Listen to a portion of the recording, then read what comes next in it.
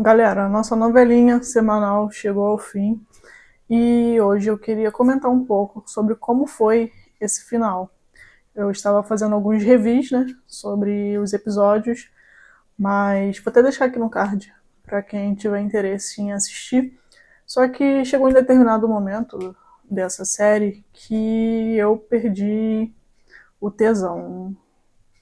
Não é bem o tesão, porque o que não falta nessa série é tesão, mas eu fui perdendo um pouco do interesse. Eu tava vendo que a série não tava evoluindo, eu fui vendo que a série não tava dando um contexto, uma profundidade que eu esperava que ela fosse abordar, como havia abordado na primeira temporada. Então eu tava com grandes expectativas, só que quando foi sair nos episódios, essas expectativas foram sendo quebradas e por conta disso eu não dei seguimento aos reviews, porque não tinha muito o que falar.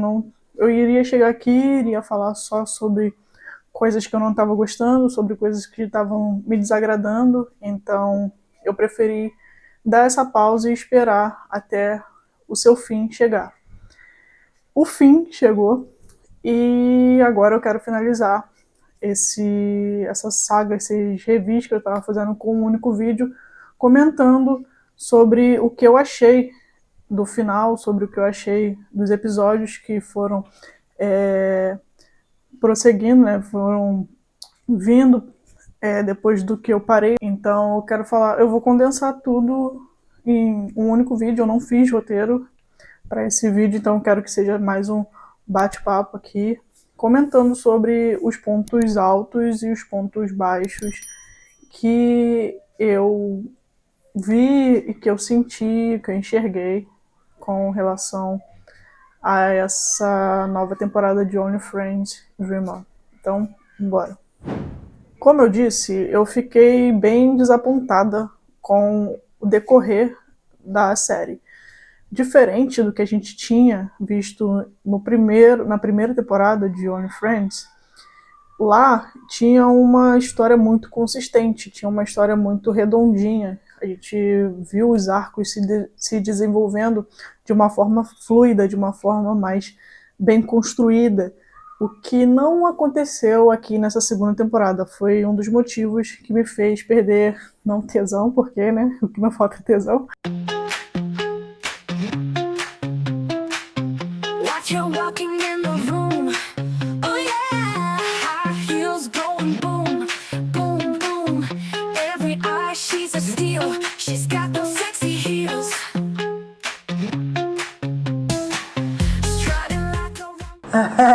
Mas me fez perder um pouco o interesse. Tanto é que eu terminei essa temporada agora, esses dias. Eu maratonei. Não vou dizer que foi ruim, foi muito bom, eu gostei bastante. Só que em questão de roteiro, em questão de profundidade, em questão de desenvolvimento, deixou muito a desejar. Porque na primeira temporada, eu sempre vou citar o First e o Cal, que fizeram o Ray e o Sandy. Eu sempre vou citar eles porque eles foram o pilar da primeira temporada para mim, e eles tiveram um desenvolvimento muito bom naquela temporada. A gente viu um desenvolvimento muito interessante. A gente conseguia enxergar muito bem as problemáticas, eles botavam um problema ali, eles abordavam um problema ali na série e desenvolviam esse problema. Eles pegavam personagens que tinham questões, que tinham características que precisavam de mudança e realmente mudavam esses personagens. O Top, que era um cara super egocêntrico, um cara muito cheio de si, muito narcisista, a partir do momento que ele desenvolveu um relacionamento, foi querer desenvolver um relacionamento com o Mil, ele deixou de ser essa pessoa no final. A gente viu ele teve sim os seus tropeços, mas no final ele realmente mudou, ele realmente virou uma pessoa nova. O único que não muda na série inteira é o Boston, que a gente já sabe. Mas o Nick, que fez par com Boston, ele começou ali como aquele cara inseguro, que tem questões com dependência emocional. Ele começou como esse cara e no final a gente teve aquela separação do Boston, aquela descoberta de eu quero me amar, eu preciso me amar, você não me ama, então eu preciso deixar você ir. Então ele teve essa percepção de que ele tinha muita dependência emocional e que ele precisava muito depender só de si mesmo, que ele precisava muito olhar para si mesmo e parar de querer se encaixar nas coisas que o outro esperava dele. Então ele teve essa percepção ao longo da série e no final ele não fica com o Boston, né? Já um spoiler, mas eu acho que a maioria das pessoas já assistiram aqui. Tanto é que eu fiz um vídeo também que eu falo sobre isso, então eu acho que todos vocês sabem. Não é bem um spoiler, mas enfim. Ele teve essa percepção e realmente move on, né? Seguiu em frente. E o grande casal da temporada, que foi o Ray e o Sandy, o Ray sendo aquele cara, tipo, muito, muito, muito problemático mesmo, alcoólatra, com questões com a família, a mãe, ele perdeu a mãe, e isso afetou muito o emocional dele. Então, ele sendo esse garoto problema, ele, a partir do momento que ele se envolve com o Sandy, ele vai tendo essa mudança na personalidade, ele vai percebendo que ele precisa mudar, que ele estava acabando com a vida dele, e o Sandy foi esse ponto de start para ele ter essa mudança genuína que a gente vê ao final da temporada, que ele realmente mudou e que ele também ele tinha a questão com o Mil, né, que ele achava que ele amava o Mil, porque o Mil foi a primeira pessoa que esteve ali por ele, então ele logo achou que o Mil era a pessoa dele. Mas quando ele foi vendo que tem também um momento que ele tem a regressão, ele estava desenvolvendo um relacionamento com o Sandy, só que no momento que ele teve a oportunidade de engrenar em alguma coisa com o Mil, ele larga o Sandy. Mas isso serviu como trampolim, né? Para o desenvolvimento dele, porque não dá certo, obviamente, porque o Mil já estava envolvido com o Top. E ali naquele momento ele realmente percebeu que o Sandy era o cara dele e que o Mil não passava de um amigo, que ele estava querendo imputar no Mil uma relação entre eles que não existia. Então ele, nesse momento ele conseguiu perceber isso, que o Mil realmente nunca amou ele dessa forma e que o cara certo para ele era o Sandy. Até porque ao longo dessa construção dele com o Mil ali naquele momento, ele ainda não larga o Sandy de vez. Ele ainda observa o Sandy, ele ainda sente saudade do Sandy. Então essa junção de momentos, né, que ele tá tentando com o Mil, mas ainda sente falta do Sandy, é o catalisador para ele dar o impulso e mudar de verdade e ir atrás do verdadeiro amor dele e deixar de ser alcoólatra, consequentemente, essa dependência emocional com um amigo também deixar de existir e por aí vai. Já aqui nessa segunda temporada, os núcleos não foram desenvolvidos. Até no vídeo que eu falei que a história para de andar, né? Vou deixar aqui no card também para quem tiver interesse. Eu comento sobre. Por que eu fiz esse disclaimer todo com relação à primeira temporada? É porque na primeira temporada a gente percebe esse cuidado que eles tiveram com as pautas que eles trouxeram, com os temas que eles trouxeram, com os temas que foram abordados. A gente consegue ver claramente o problema do personagem, aquela evolução dele e a resolução dele. Mas nessa segunda a gente não tem isso. Nessa segunda a gente teve coisas que foram simplesmente jogadas. Eu até comento sobre isso em um vídeo aqui que eu falo sobre a trama ter parado de andar. A gente sente muito isso, a gente sente muito essa falta de dinamismo, essa falta de desenvolvimento, essa falta de profundidade nos personagens. Porque toda vez que eles começavam a flertar com uma um tema que fosse aprofundar aquele personagem, ele simplesmente desaparece. Aconteceu isso com, que eu acho que é o maior exemplo disso, é a mãe do Raffi. Quando a mãe do Raffi aparece, sendo essa mãe abusiva, sendo essa mãe que exige muito do filho, sendo essa mãe que é ausente e ao mesmo tempo ela quer que o filho alcance uma expectativa que ela tem na cabeça dela, isso já dá uma profundidade para esse personagem muito grande. A gente consegue perceber o porquê ele é desse jeito, porque talvez ele seja mimado, porque ele talvez ele não consiga desenvolver um relacionamento sério com as pessoas, não consiga confiar nas pessoas, entende? Então, quando ela vem, a gente já espera que um desenvolvimento maior do Raffi passe a existir, né? Só que fica só na superfície, fica só nessa aparição dela. Não trazem ela de volta, não desenvolvem o Raffi com ela. Ela só aparece nesse momento e já era. Então, essas coisas que eles fizeram com o texto, eu acho que empobreceu muito essa série, que poderia ter tido um desenvolvimento muito maior.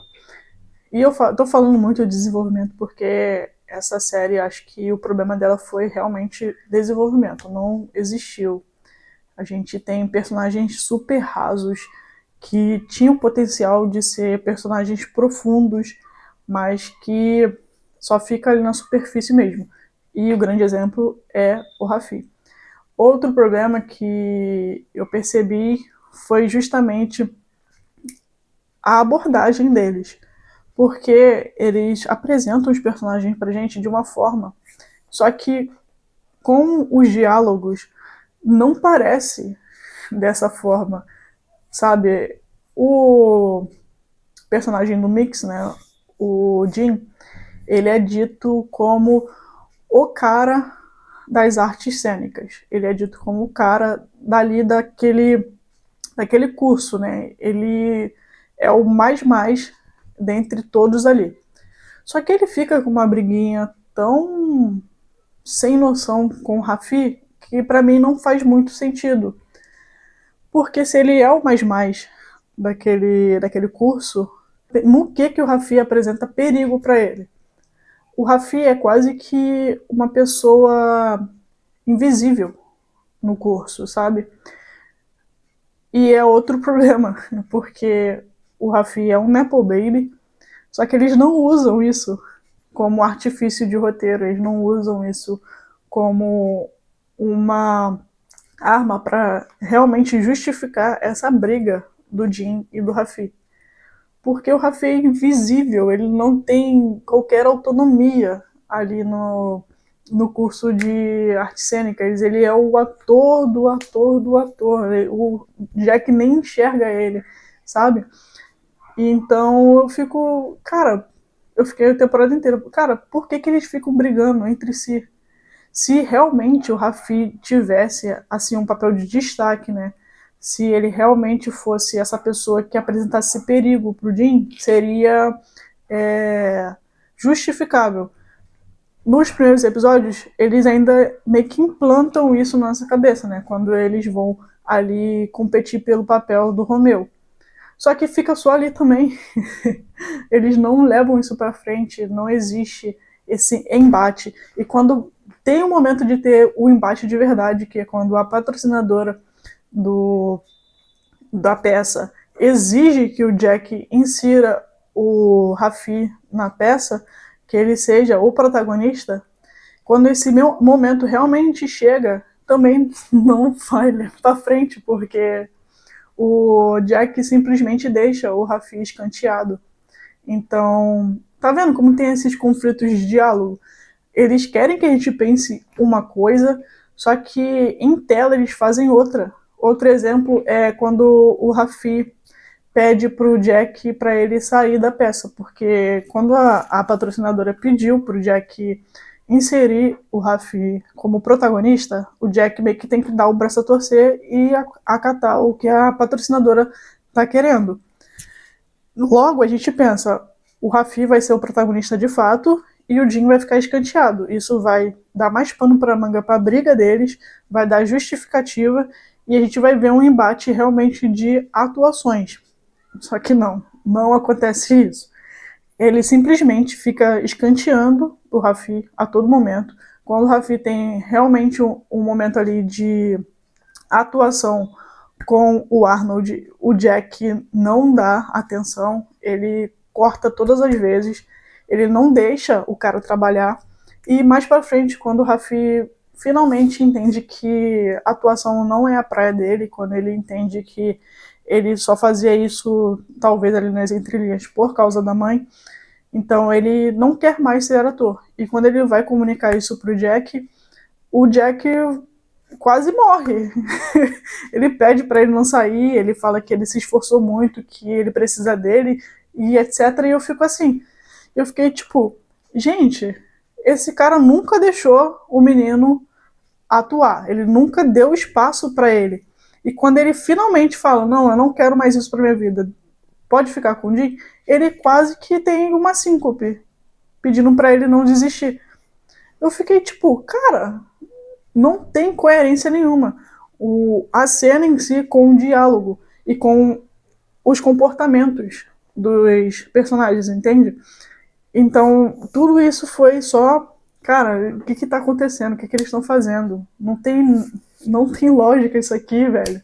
Então, tudo isso foi acumulando para uma recepção negativa da minha parte com relação a Only Friends. Eu tava esperando muito dessa série, mas infelizmente a gente teve só uma série que não é ruim, dá pra gente assistir de boa. Você assiste e consegue passar o tempo, mas em questão de desenvolvimento, eles deixaram muito, muito a desejar. Todas essas pequenas coisinhas que eu tô comentando aqui é retrato de um roteiro mal desenvolvido, um retrato de um roteiro que não foi bem explorado. Porém, tem sim coisas boas, como eu falei, dá pra você assistir essa série, dá pra você gostar da série, embora tenha esses erros e esses tropeços ao longo do caminho. E uma coisa que eu queria comentar aqui, que eu gostei muito da série, foram os atores, foi o casal que eu me apaixonei através dessa série, que é o Joyce e o Gawain. Eu realmente gosto muito deles, eu vou assistir com certeza outras coisas deles. Então essa série me trouxe mais um chip aí que eu vou com certeza continuar acompanhando. E outra coisa que eu gostei foi a atuação do Mix. Eu falei no começo dos reviews que eu não gostava, e eu não gosto mesmo, do Jack e do Jim. Eu acho eles péssimos como casal. Eles são extremamente insuportáveis, só que o Mix ele entrega uma atuação assim digna de Oscar, sabe? Pra mim, eu acho que no episódio, a partir do episódio 7 em diante, que a gente tem uma coisa mais dramática, porque tá se estendendo a relação deles e os problemas que eles têm ali no subtexto. Então a gente tem uma atuação mais dramática nesse casal. E o Mix ele entrega uma atuação simplesmente incrível. A cena dele separando do Jack é uma coisa assim, eu fiquei realmente muito, muito, muito impactada com a cena dele. Eu gostei muito do que eles fizeram com o final desse casal. O que teve desenvolvimento no último episódio faltou na série inteira, sabe? Porque eles conseguiram realmente imprimir o problema que tinha entre eles, o quão tóxico era a relação deles, o quão difícil, o quão problemático estava sendo aquele relacionamento que eles estavam construindo, sabe? cheio de mentira, cheio de desconfiança. Então, no finalzinho ali, no 11 e 12, no episódio 11 e 12, eles conseguiram uma construção que eles não conseguiram a série inteira. E a atuação do Mixie é simplesmente incrível, incrível mesmo. E já falando do desenvolvimento dos casais, eu vou comentar aqui que também é uma coisa que eu gostei aqui de Dream On. O desenvolvimento dos casais realmente foi legal, com os seus furos, né? Por conta desses diálogos que não levam para lugar algum, a gente teve sim um desenvolvimento satisfatório dos casais. Eu vou falar primeiro do Joyce Gawain, que é o Arnold e o Tua, porque é o casal realmente mais saudável que a gente tem aqui. Eu falei isso no começo e continuo falando isso aqui no final. Eles são o casal mais saudável que a gente teve. Eles tiveram um desenvolvimento muito interessante. Os meninos têm uma química invejável, tanto é que eu vou continuar acompanhando esse chip. E eles terminam juntos. E tem aquele lance lá que eles tiveram com o Arnold e o Dean, né? Que houve a gravação e o Tua decide separar do Arnold por conta dessa possível traição. O desenvolvimento é difícil, porque em um momento eles estão bem e no outro eles estão mal. Acontece muito isso também aqui nessa série. Por exemplo, teve um momento do Raffi e do Home, que eles estão num momento ali, o Raffi vai atrás do Home e ele meio que demonstra interesse, ele meio que demonstra que realmente ele quer ficar com o Home. Isso antes, no episódio anterior, termina com o Raffi falando que o Home não é o homem para ele. Aí abre o episódio seguinte com o Raffi vendo a playlist lá do Home e indo atrás dele. Simples assim. É por isso que eu não sei, gente. É um guilty pleasure esse BL, eu acho. Acho que ele é um guilty pleasure porque esses furos que eles tiveram, esses desenvolvimentos pífios, é simplesmente deveria ser inaceitável para mim. Ainda mais uma pessoa que gosta muito de um roteiro bem desenvolvido. Mas esses casais são realmente apaixonantes, então a gente passa um pano magistral. Mas acontece muito isso, né? Uma hora tá de boa, outra hora tá de mal, e uma hora briga, outra hora já tá junto de novo, então é assim que acontece aqui. Logo, a gente tem isso também aqui com essa separação do Tua e do Arnold. Eles separam, o Arnold fica atrás do Tua, o Tua fica meio relutante, mas depois ele cede e ficam juntos no final.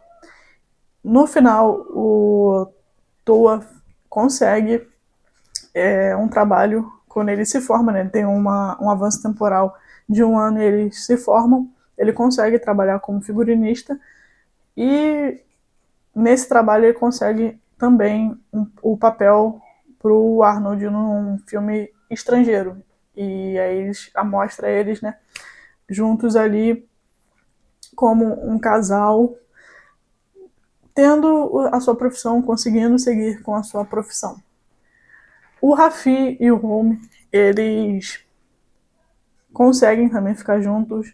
O Raffi, ele entende, como eu falei, que ele não é ator, que ele não ama atuar. Então ele se vê como empresário, ele vê que o local dele de trabalho, onde ele se daria bem, é empresariando outras pessoas. E essa outra pessoa, a princípio, é o Home, que está conseguindo ser um DJ de certa relevância. Eles estão trabalhando juntos e estão conseguindo esse sucesso profissional. E a gente tem o Jack e o Dean, que é o casal que aos 45 do segundo tempo me fez ter apreço por eles. É difícil de falar, porque, cara, foram 7, 8 episódios de um casal tóxico pra cacete, só que no finalzinho eles fizeram uma coisa muito interessante com eles, muito interessante mesmo. Eles haviam se separado, né, com essa coisa do Jim e do Arnold, né, do vídeo. O Tua consegue perdoar o Arnold, mas o Jack não. Ainda mais porque o Jim, como ele foi expulso da casa do Tua, ele teve que se refugiar em outra casa. E com outra casa eu digo com um ex-cliente dele, que se chama Gameplay. Um off aqui. Eu largava o Jack pelo Gameplay, tá? Se fosse eu, Ingrid, eu largava o Jack pelo Gameplay assim, ó, no estalar de dedos. Mas, né, cada um com seu cada qual. Mas voltando. Como ele foi morar com o Gameplay, o Jack fica mais fulo da vida ainda, né? Porque ele vê que o Jim, ele tem essa imagem do Jim de uma pessoa que é promíscua e que não vai deixar de ser promíscua, embora o Jim tenha ido para casa dele sem qualquer intenção de ficar com ele, só queria ter uma casa, um teto embaixo da cabeça, porque senão ele teria que ficar na rua. Então isso desgastou muito mais a relação deles. E o Jim, embora fique tentando ali, né, uma reaproximação do Jack, tentando justificar, tentando se explicar com relação àquele vídeo, que também eu achei uma palhaçada, porque dá pra ver que eles não ficam naquele vídeo.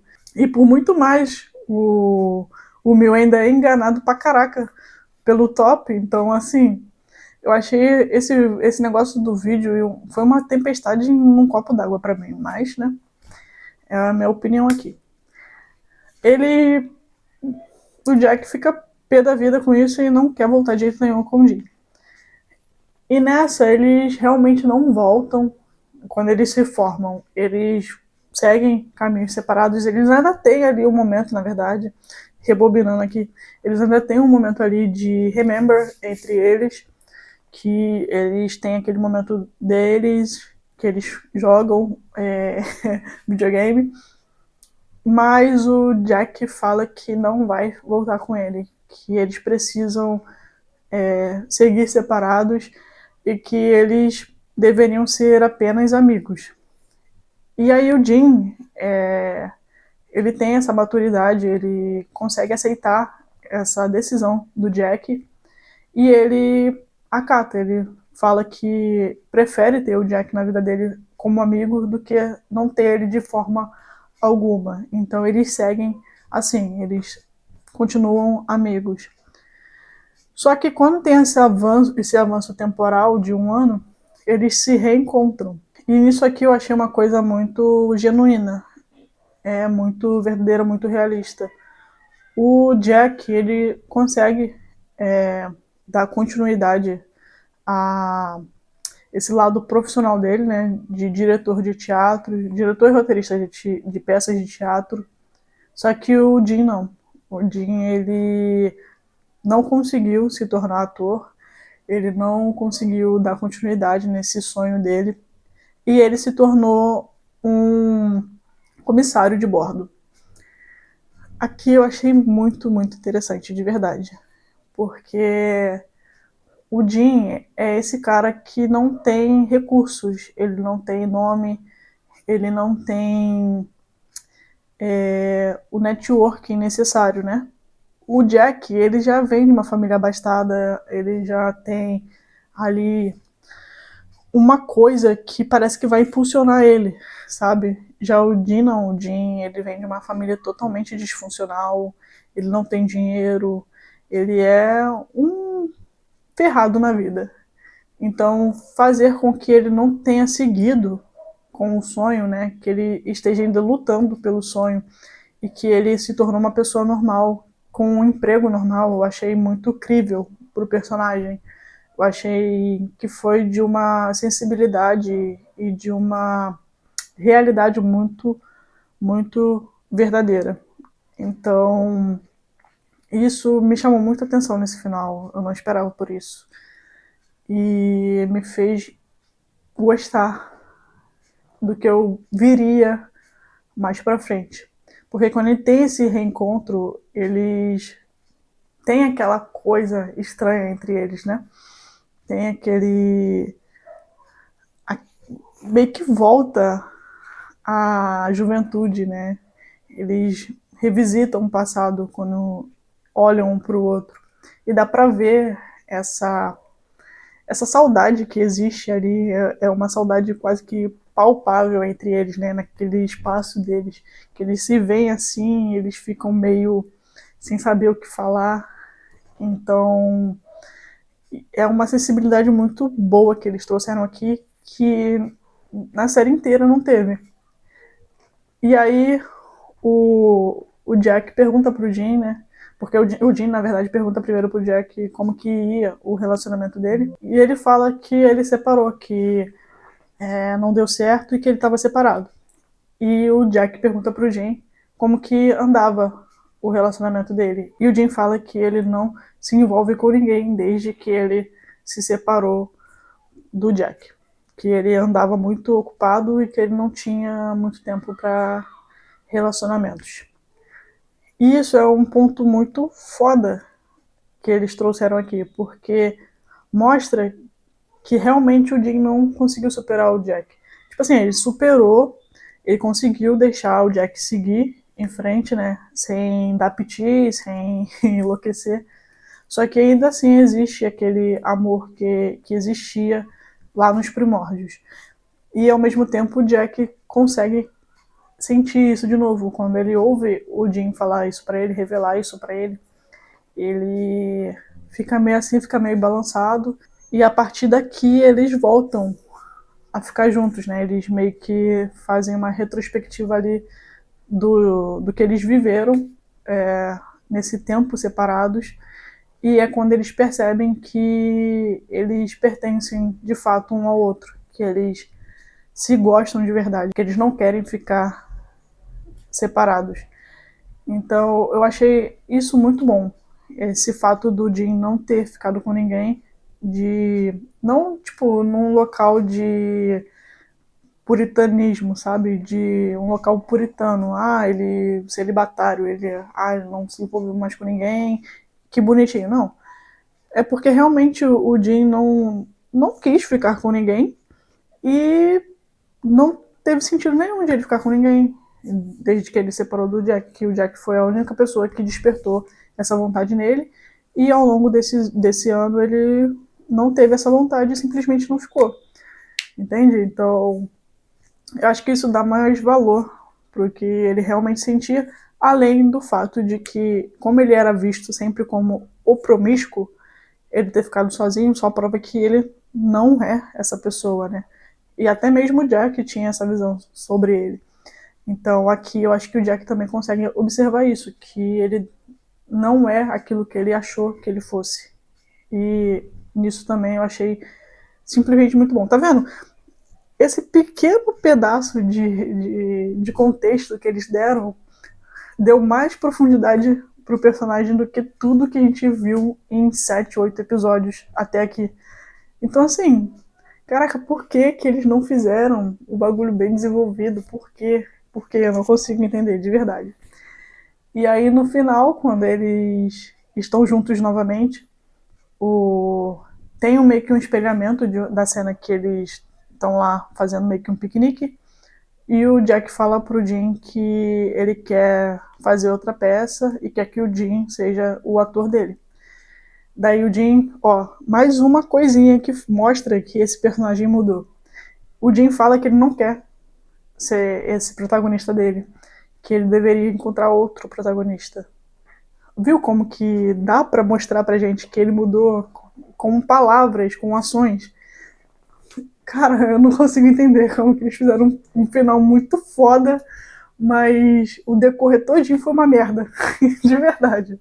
Enfim, ele fala que não quer esse papel, que ele pode dar para outra pessoa, só que o Jack fala que não, porque ele escreveu o personagem para ele, então nada mais justo que ele seja o protagonista. E aí encerra a temporada, né, a série, com o Jim tendo esse protagonismo novamente.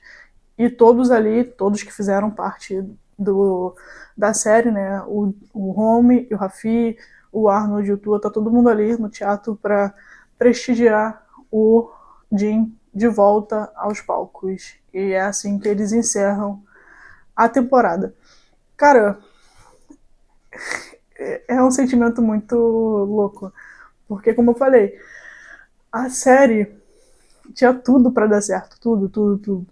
E esse finalzinho aqui, tipo, gente, por quê? Só fica assim, por que não fizeram isso desde o início? É um desenvolvimento muito foda que eles deram pro personagem. Pra esse personagem que eu odiava tanto o Jack e o Jim. Eu achava eles tão infantis nas atitudes, e aqui eles, sabe, tiveram um desenvolvimento tão sensível, sabe, tão bonitinho, que me dá uma sensação de que eles realmente perderam muito a mão e perderam uma ótima oportunidade de dar personagens pra gente que a gente vai lembrar, assim, para sempre. Igual foi com Only Friends, a primeira temporada. Todo mundo lembra do Ray e do Sandy, todo mundo que assistiu lembra deles. Então, do Boston, né? Do Nick, coitado. O mais emocionado de todos. Mas, infelizmente, eles não fizeram isso aqui, mas entregaram um final muito digno, muito sensível, muito bonito para cada um deles. Eu acho que o desenvolvimento final, o desenvolvimento foi ruim. O final foi muito bonito e muito satisfatório. Pelo menos eu achei, principalmente do Jack e do Jim. De verdade, eu me emocionei bastante com esses dois, principalmente com o Jim. O Mix entrega uma atuação assim. Eu acho que o Mix e o Al, que faz o Homer, eles são atores muito, muito, muito bons. Muito bons mesmo. E eles provaram isso aqui. Mas e vocês, o que acharam sobre o final de Only Friends Dream On? Pra mim foi agridoce.